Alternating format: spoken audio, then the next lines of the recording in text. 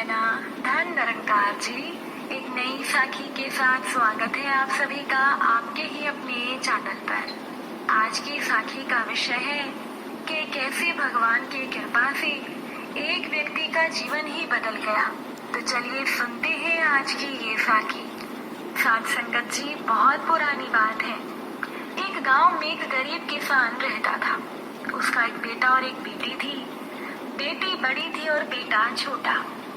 किसान और उसकी पत्नी अपने दोनों बच्चों की शादी करके इस दुनिया से चले गए। बेटी की शादी अमीर घर में हो गई। बेटी के पास बहुत धन था, बहुत नौकर चाकर थे। बेटी के घर में किसी चीज की कोई कमी नहीं थी। लेकिन बेटा बेचारा बहुत गरीब था। वो दिन भर खेतों में काम करता, फिर भी घर का खर्च पूरा नहीं हो पाता था। इसीलिए वो बेचारा मजदूरी भी करता था। बेटे के पास धन संपत्ति नहीं थी। वो प्रतिदिन कमाता था और अपने परिवार का पालन पोषण करता था। साथ संगत जी, जिस दिन उसे कोई काम नहीं मिलता था उस दिन उनके पास खाने के लिए कुछ भी नहीं होता था। जिस दिन वो मेहनत करता था उसी दिन घर में चूल्हा जलता था, नहीं तो उनके घर में चूल्हा भी नहीं जलता था। बेटे की पत्नी भगवान शिव की भक्त थी। वो बहुत ही नियम कर्म से पूजा पाठ करने वाली थी। वो प्रतिदिन भगवान शिव के मंदिर जाया करती थी और वहाँ वो पहले मंदिर की सफाई करती, फिर भगवान की पूजा करती। भगवान भोलेनाथ में बहुत ज्यादा श्रद्धा और विश्वास होने के कारण उसे अपनी गरीबी से कोई शिकायत नहीं थी। घर की हालत चाहे जैसी भी हो, वो पूजा पाठ जरूर करती थी। इसलिए गरीब होते हुए भी उनके बच्चे संस्कारी थे और वो थोड़े में भी गुजारा करके अपने पति के साथ बहुत खुश थी। दूसरी तरफ जो उसके पति की बहन थी, उसे अपने अमीर होने का बहुत घमंड था। भाई की गरीबी के कारण उसे अपने भाई के साथ रिश्ता रखने में शर्म महसूस होती थी। उसे लगता था कि मेरा भाई मेरे बराबर का नहीं। वो अपने भाई और उसके परिवार से मिलना भी पसंद नहीं करती थी। अब एक बार बहन की ननद की शादी थी। उसने अपने सभी रिश्तेदारों को शादी में बुलाया, लेकिन अपने भाई को शादी में नहीं बुलाया। जब भाई को इस शादी के बारे में पता चला तो उसे अच्छा नहीं लगा, परंतु उसने अपनी पत्नी से झूठ बोल दिया कि मेरी बहन की ननद की शादी है, मुझे वहां जाना है। तब उसकी पत्नी ने कहा कि तुम्हारी बहन ने तो तुम्हें बुलाया ही नहीं। तब इस पर उसके पति ने कहा, नहीं, मेरी बहन ने मुझे निमंत्रण भेजा है, इसीलिए मुझे वहां जाना चाहिए। इस तरह से अपनी पत्नी को झूठ बोलकर वो अपनी क्षमता के अनुसार उससे जो भी बन पड़ा वो कपड़े और उपहार लेकर अपनी बहन के ससुराल के लिए चल दिया। जब वो अपनी बहन के ससुराल पहुंचा तो उस पर किसी की नजर ही नहीं गई, परंतु जो उसकी अमीर और घमंडी बहन थी उसने अपने भाई को खिड़की से देख लिया कि मेरा भाई आया है। लेकिन वो ये सोचने लगी कि मैंने तो इसे शादी में बुलाया ही नहीं, फिर भी ये आ गया। उसे अपने भाई को देखकर जरा भी अच्छा नहीं लगा। तभी उसकी देवरानी दौड़ी दौड़ी उसके पास आई और कहने लगी, दीदी तुम्हारा भाई आया है। तब वो अमीर घमंडी बहन अपनी देवरानी से बोली कि दरवाजे पर मेरे जेठ और मेरे ससुर जी बैठे हैं, इसीलिए मैं नहीं जा सकती, मुझे शर्म आती है। तुम मुझे ये बताओ कि मेरे भाई का भेष कैसा है और वो क्या लेकर आया है। तब उसकी देवरानी बोली, दीदी तुम्हारे भाई के कपड़े तो बहुत ही मैले हैं और उसके हाथ में एक थैला है जिसमें कुछ रखा हुआ है। ये सुनकर अमीर घमंडी बहन ने कहा, तुम जाओ मेरे भाई को पीछे के दरवाजे से अंदर भेज दो। अब उसकी देवरानी गई और उसके भाई को पीछे के दरवाजे से भेज दिया। भाई आते हुए यही सोचता रहा कि मैं बहुत दिनों के बाद अपनी बहन से मिलूंगा तो मेरी बहन मुझसे मिलकर बहुत खुश होगी। लेकिन पैसे के घमंड में अंधी बहन ने भाई की भावनाओं को समझा ही नहीं। भाई के अंदर आने पर भी उसने भाई को पानी तक नहीं पूछा और न ही बैठने को कहा। उसने ये भी नहीं पूछा कि परिवार में सब कैसे हैं। इससे उल्टा वो अपने भाई को बोली कि तुम्हें यहाँ पर किसने बुलाया है, तुम यहाँ पर क्यों आए हो। वो अपने भाई को ताने देने लगी और कहने लगी, तुम इस फटीचर हाल में मेरे यहाँ आ गए तुमने यहाँ आकर मेरी इज्जत खराब कर दी। तब भाई बोला, बहन तुमसे मिलने का बहुत मन था, लेकिन मुझे ये नहीं पता था कि तुम मुझे देखकर खुश नहीं होगी। बहन कहती है, अब तुम आ ही गए हो तो मेरे साथ आओ। ये कहकर वो अपने भाई को एक कमरे में ले जाती है और उस कमरे में अपने भाई को बंद कर देती है और कहती है, जब तक मैं ना कहूँ तुम इस कमरे से बाहर ना निकलना। अब बेचारा भाई पैदल गया था, भूखा प्यासा था, लेकिन बहन ने उसकी खोज खबर भी नहीं ली। धीरे धीरे भाई को उस कमरे में पूरा दिन बीत गया, लेकिन बहन ने दरवाजा नहीं खोला। शादी में बहुत से रिश्तेदार आए थे और घर मेहमानों से भरा था। मेहमान तरह तरह के पकवान खा रहे थे, लेकिन कमरे के अंदर भाई बेचारा भूख प्यास से तड़प रहा था। जब उससे रहा नहीं गया तो उसने दरवाजे को पीटना शुरू कर दिया। दरवाजे की आवाज सुनकर उसकी बहन के घर आए हुए एक रिश्तेदार ने दरवाजा खोल दिया और भाई बिना अपनी बहन से मिले, बिना किसी को कुछ कहे, पीछे के रास्ते से बाहर निकल आया। वो जान चुका था कि उसकी बहन उससे मिलना नहीं चाहती, ना ही कोई रिश्ता रखना चाहती है, क्योंकि उसकी बहन को पैसे का बहुत घमंड था। इसीलिए वो गरीब भाई की इज्जत नहीं करना चाहती थी। भाई बेचारा पूरे दिन का भूखा प्यासा था। उसी हालत में वो वहां से निकलकर अपने घर की ओर चल दिया, लेकिन भूखा प्यासा होने की वजह से वो रास्ते में ही बेहोश हो गया। साध संगत जी, अपने भक्तों का हमेशा ख्याल रखने वाले भगवान शिव और माँ पार्वती ये सारा दृश्य देख रहे थे। माँ पार्वती ने भगवान शिव को कहा, ये तो बेहोश हो गया है। तब माँ पार्वती ने भगवान शिव से कहा, प्रभु इसकी पत्नी हमारी भक्त है, हमारी पूजा के बिना वो भोजन भी नहीं करती। ये भूखा प्यासा है, भोजन पानी के बिना तो ये मर ही जाएगा। हमें इसकी मदद करनी चाहिए। अगर हम इसकी मदद नहीं करेंगे तो कौन करेगा? भगवान शिव बोले, आप चिंता ना करें, हम इसके पास जाते हैं। भगवान शिव ने साधु का रूप धारण किया और माँ पार्वती ने एक बूढ़ी महिला का रूप धारण कर लिया। इसके बाद वो दोनों वहाँ प्रकट हो गए। माता पार्वती ने उसका सर अपनी गोद में लिया और बोली, बेटा आंखें खोलो। भगवान की कृपा से उसकी बेहोशी एकदम खत्म हो गई और उसने आंखें खोली। जब उसकी आंखें खुली तो उसने एक बूढ़ी महिला को अपने पास देखा। तो वो बूढ़ी माँ से बोला, आप कौन है? बूढ़ी माँ कहने लगी, बेटा मैं इसी जंगल में रहती हूँ। जब मैंने तुम्हें गिरते हुए देखा तो मैं तुम्हारे पास आ गई। बूढ़ी माँ ने बोला कि बताओ तुम्हें क्या परेशानी है। अब उनके इतना कहते ही वो बेचारा जोर जोर से रोने लगा। माँ पार्वती ने कहा, बेटा तुम रो क्यों रहे हो? तब वो बोला, मैं अपनी बहन से बहुत प्यार करता हूँ। मेरी बहन की ननद की शादी थी, उसने मुझे नहीं बुलाया, लेकिन भाई होने के नाते मैंने जाना जरूरी समझा। मैंने जैसे तैसे किसी से कुछ रुपए उधार लिए। जितना मुझसे हो सका वो सब लेकर मैं बहन के घर गया, लेकिन मेरी बहन ने मेरे साथ जो व्यवहार किया इसके बारे में मैं किसी को बता भी नहीं सकता। इसके बाद उसने सारी आप बीती उस बूढ़ी माँ को सुना दी और वो रोने लगा। कहने लगा, माँ जब मैं घर जाऊंगा और मेरे बीवी बच्चे पूछेंगे कि आप शादी में गए थे, वहाँ से क्या लेकर आए हो, तो मैं बच्चों को क्या जवाब दूंगा? ये सोच सोच कर ही मेरी जान निकली जा रही है।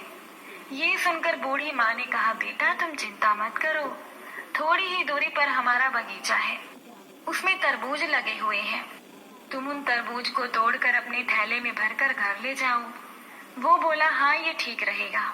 उसने बूढ़ी औरत की बात मानकर थैले में तरबूज भर लिए और अपने घर की तरफ चल दिया। वो अपने घर पहुंचता है तो उसकी पत्नी और बच्चे भाग कर आते हैं। बच्चे सोचते हैं कि जरूर हमारे पिता कोई अच्छी चीज लेकर आए होंगे। थैला भरा हुआ देखकर बच्चे सोचते हैं कि हमारी बुआ तो पैसे वाली है, जरूर उन्होंने हमारे लिए उपहार भेजे होंगे।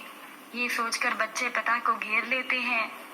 अब पत्नी भी हाथ में पानी का गिलास लेकर आती है और कहती है, दीदी ने ऐसा क्या दे दिया जो आपका थैला भरा हुआ है? अब वो बेचारा अपनी पत्नी को क्या बताता। वो कहने लगा कि जो भी दिया है थैले में रखा है। ये कहकर वो वहाँ से बाहर चला गया।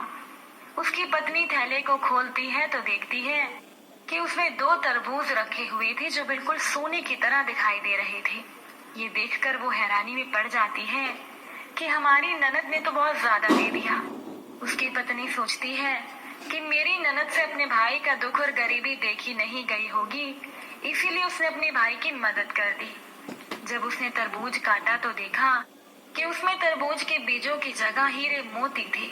जब उसका पति घर आया तब वो पति से बोली कि ये तुम्हारी बहन ने क्या दे दिया। उसका पति ये सोचकर दुखी हो गया कि अब मेरी पत्नी कहेगी कि शादी में तो सब लड्डू पेड़े और मिठाई देते हैं, तुम ये क्या तरबूज लेकर आ गए। वो कहने लगा, ऐसा क्या भेज दिया, मैंने तो देखा ही नहीं। तब पत्नी बोली, जरूर दीदी को तुम पर तरस आ गया होगा, इसीलिए उन्होंने सोने के तरबूज भेजे हैं। जरूर उनसे अपने भाई का दुख देखा नहीं गया होगा। मेरी ननद कितनी अच्छी है, उन्होंने तो हमारी गरीबी ही दूर कर दी। अब इस तरीके से वो लोग पैसे वाले बन गए। इस घटना को बहुत दिन बीत गए।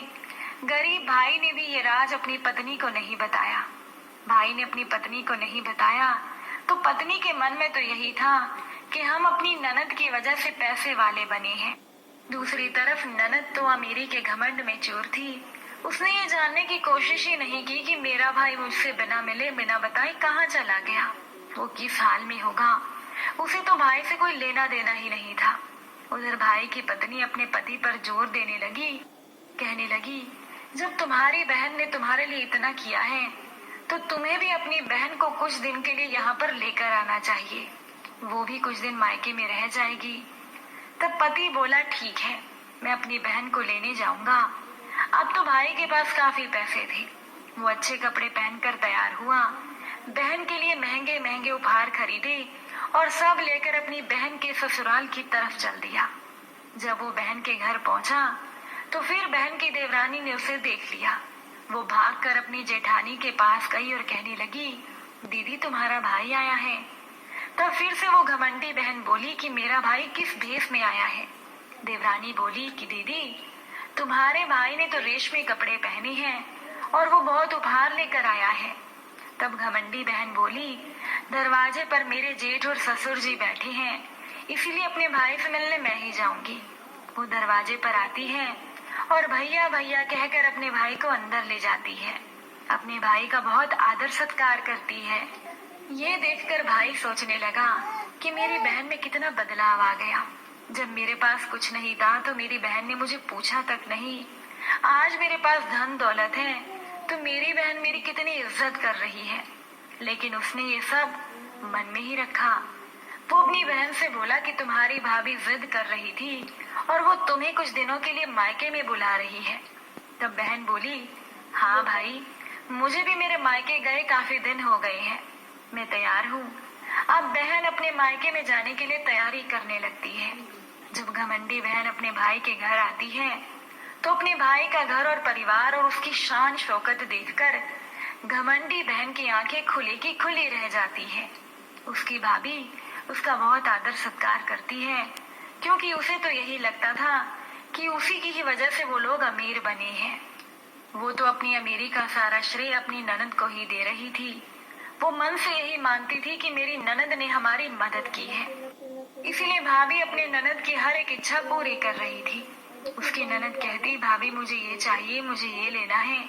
वो जो भी फरमाइश करती उसकी भाभी उसकी सारी फरमाइश पूरी कर रही थी। अब ननद के वापस जाने का समय आ गया तो भाई बोला, ठीक है, अब बहन को विदा तो करना है, लेकिन मैं बहन को एक जोड़ी जूती बनवा कर देना चाहता हूँ। वो एक मोची के पास गया और मोची से बोला, भैया एक जोड़ी बोलने वाली जूती बना दो। मोची बोला, ठीक है, मैं बना देता हूँ, पर उसमें 2-3 दिन का समय लगेगा। भाई बोला, ठीक है। वो घर आया और अपनी बहन से बोला, बहन तुम 2 या 3 दिन के बाद चली जाना, तब तक तुम्हारी जूती भी बनकर आ जाएगी। बहन बोली, ठीक है भैया। 2 दिन के बाद जब जूती बनकर आई तो बहन वो जूती देखकर बहुत खुश थी, क्योंकि उस जूती पर बहुत सुंदर मीनाकारी और कढ़ाई की हुई थी। उस पर हीरे मोती लगे थे। ये देखकर बहन खुश हो गई। जब उसने जूती पहनी तो उसे जूती में से आवाज आई कि गरीब का कोई रिश्ता नहीं होता, गरीब का कोई रिश्तेदार नहीं होता। बहन भाई का रिश्ता भी अमीरी और गरीबी का होता है। और बहन ने तो भूखे प्यासे भाई को घर से लताड़ दिया। जब भी बहन वो जूती पहनती तो जूती से यही आवाज आती कि गरीब का कोई रिश्ता नहीं होता। इस तरह से जूती तरह तरह की बातें बनाती। अब जूती की ये बात भाई की पत्नी ने भी सुन ली। वो अपने पति से बोली कि ये जूती क्या कह रही है, मेरी तो समझ में कुछ भी नहीं आ रहा। तब पति कहने लगा, ये तो जूती है, जैसी मोची ने बना दी वैसी बन गई, लेकिन ये क्या कह रही है ये मुझे भी समझ में नहीं आ रहा। बहन का अपने घर के लिए विदा होकर जाने का समय आ गया। जब बहन विदा होकर जाने लगी तो उसे भी महसूस होने लगा कि उसके भाई और भाभी ने उसके साथ कितना अच्छा व्यवहार किया है, जबकि उसने तो अपने भाई के साथ बहुत बुरा व्यवहार किया था। जब बहन विदा होकर जाने लगी तो उसने फिर से वो जूती पहन ली।